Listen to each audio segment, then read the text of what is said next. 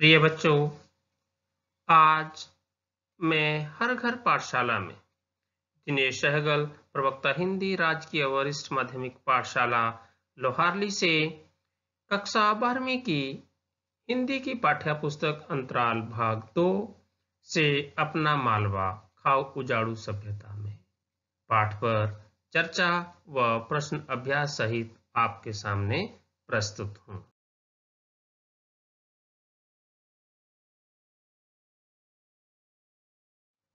प्रिय बच्चों, इस पाठ के लेखक हैं प्रभाष जोशी जी। प्रभाष जोशी जी, जिनका जन्म सन 1937 में हुआ था और 2009 तक वे लेखन कार्य से जुड़ करके हमारी हिंदी साहित्य को समृद्ध बनाते रहे। प्रभाष जोशी वरिष्ठ पत्रकार थे जो इंदौर के रहने वाले थे। जोशी जी ने पत्रकारिता की शुरुआत नई दुनिया से की थी। इसके बाद इंडियन एक्सप्रेस के चंडीगढ़ संस्करण, प्रजापति, सर्वोदय, संदेश आदि के संपादन कार्य से जुड़े रहे। 1983 में इनके संपादन में हिंदी में जनसत्ता अखबार एक बार फिर निकला, जिसने हिंदी पत्रकारिता में नए आयाम छुए। जनसत्ता में कागज कारे नाम से एक स्तंभ छपा था, जिसका एक अंश है प्रस्तुत पाठ अपना मालवा खाओ उजाड़ू सभ्यता में।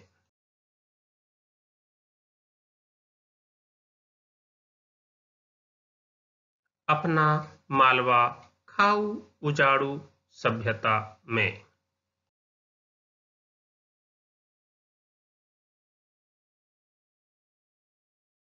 अपना मालवा खाओ उजाड़ू सभ्यता में पाठ हिंदी अखबार जनसत्ता के 1 अक्टूबर 2006 के कागज कारे स्तंभ से लिया गया है। यह यात्रा वृतांत विधा में लिखा गया लेख है। लेखक ने मालवा प्रदेश की मिट्टी, वर्षा, जनजीवन व संस्कृति आदि को चित्रित किया है।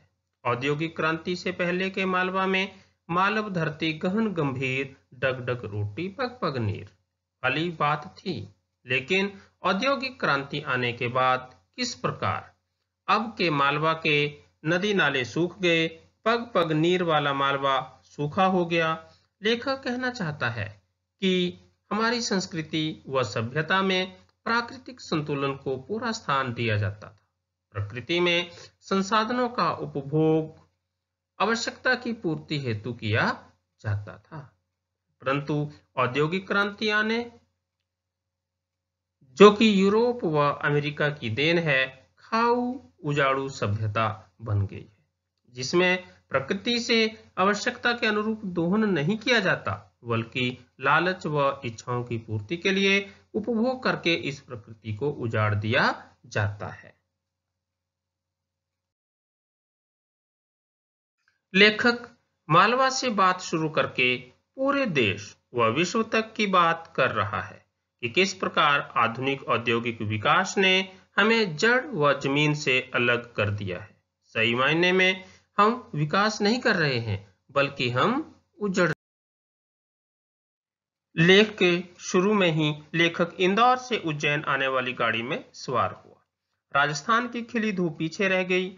मालवा की धरती पर अभी भी वर्षा ऋतु का प्रभाव दिख रहा था। चारों ओर गड्ढों, नदी नालों में बरसात का मटमैला पानी भरा हुआ था। लेखक जो है वो इस बात से संतोष कर रहा है कि अच्छी वर्षा होने से गेहूं व चने की फसल बहुत अच्छी रही है, लेकिन सोयाबीन की फसल का नुकसान हुआ है। इस जाती बरसात के बाद होने वाली वर्षा से जनजीवन काफी अस्त व्यस्त हो गया है तथा नदी नालों में बाढ़ आ गई है। नवरात्रि के उत्सव का अच्छा वर्णन किया गया है कि किस तरह से वहां के लोग जो है वो नवरात्रि उत्सव को मनाने के लिए हर्षोल्लास से आगे बढ़ रहे हैं।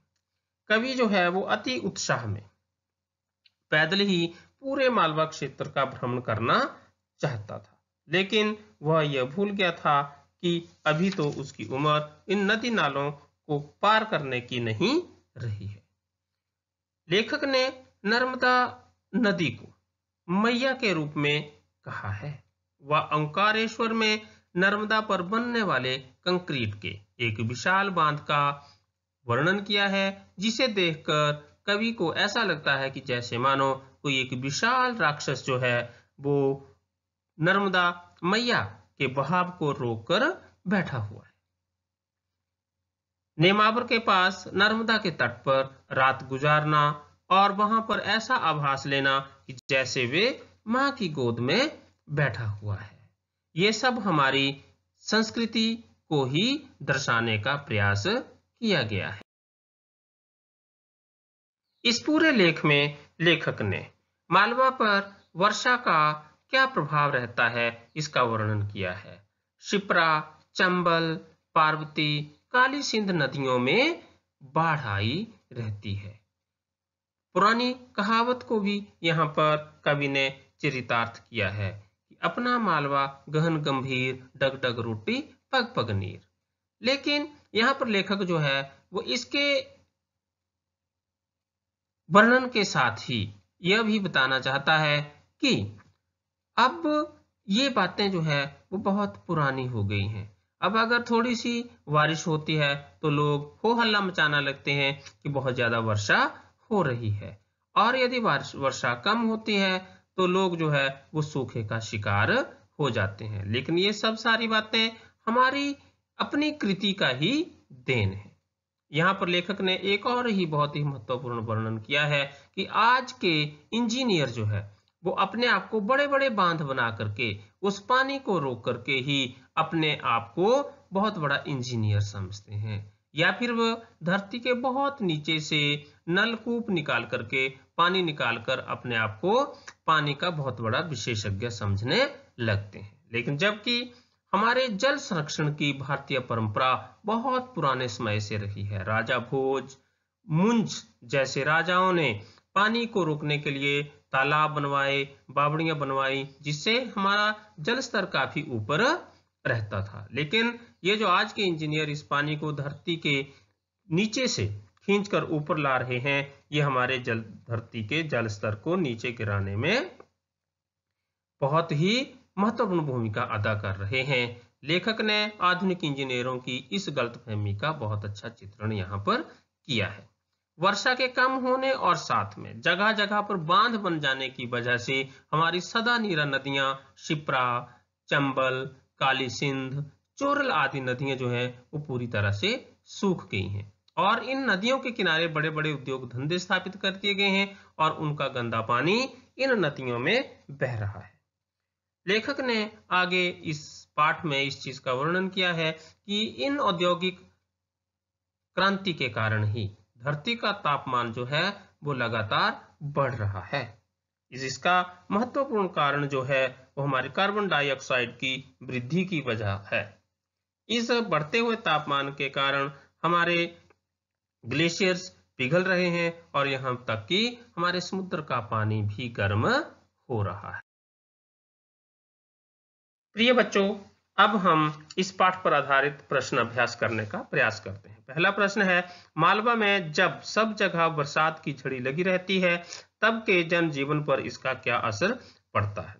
लेखक प्रभास जोशी के अनुसार जब मालवा में लगातार बारिश की झड़ी लगी रहती है तो नदियां, नाले, तालाब और छोटे मोटे तलैया सभी पानी से लबालब भर जाते हैं। कभी कभार शिप्रा जैसी नदी का जल घरों में भी घुस जाता है, परंतु आमतौर पर ऐसा नहीं होता। चारों तरफ हरियाली छा जाती है और फसलें लहलहाने लगती हैं। प्राय वर्षा अपने साथ समृद्धि लेकर आती है, लोग आनंदित होते हैं। दूसरा प्रश्न है, अपना मालवा में वैसा पानी नहीं गिरता जैसा गिरा करता था, इसके क्या कारण है? लेखक के अनुसार मालवा के प्राचीन इतिहास में गत 128 वर्ष के आंकड़े उठाकर देखें तो मात्र एक वर्ष अर्थात 1899 में यहाँ कम वर्षा हुई थी और एक वर्ष 1973 में बहुत ज्यादा वर्षा हुई थी। दोनों वर्षों में अधिक हानि नहीं हुई क्योंकि मालवा की जल भंडारण क्षमता अच्छी थी। लेखक कहता है कि ये कम वर्षा का जो कारण है प्रकृति का असंतुलन है। यदि प्रकृति में संतुलन बना रहता तो बारिश अच्छी हो सकती थी, लेकिन प्रकृति में असंतुलन हमारी औद्योगिक क्रांति के कारण हुआ है। जहरीली गैसें जो हैं वो हमारे वायुमंडल को प्रभावित कर रही हैं, जिससे कि पूर्ण वर्षा नहीं हो रही है। तीसरा प्रश्न है, हमारे आज के इंजीनियर ऐसा क्यों समझते हैं कि वे पानी का प्रबंध जानते हैं और पहले जमाने के लोग कुछ नहीं जानते थे? आज के जो ये हमारे इंजीनियर हैं, ये अंग्रेजी पढ़े हुए इंजीनियर हैं जो पश्चिम को ही ज्ञान का केंद्र मानते हैं और वे सोचते हैं कि पश्चिमी क्षेत्र में पुनर्जागरण से ही सारे विश्व को ज्ञान मिला है और इन्होंने बड़े बड़े बांध बनाना सीखे हैं, बड़े बड़े बांध बनाने से पानी रोकना सीखा है। अब गहराई तक खुदाई करके जो है वो गहरे गहरे नलकूप बना करके गहराई से पानी निकालने की विधि सीखी है, इसी को वो ज्ञान समझते हैं। लेकिन जबकि इससे पहले का जो समय था, जहां लोग जो राजाओं ने बड़े बड़े तालाब बनवाए थे, बड़ी बड़ी बावड़ियां बनवाई थी, जिससे वर्षा का पानी जो था वो उसको रोककर रखा जा सकता था, उस ज्ञान को ये अपना ज्ञान नहीं समझते हैं।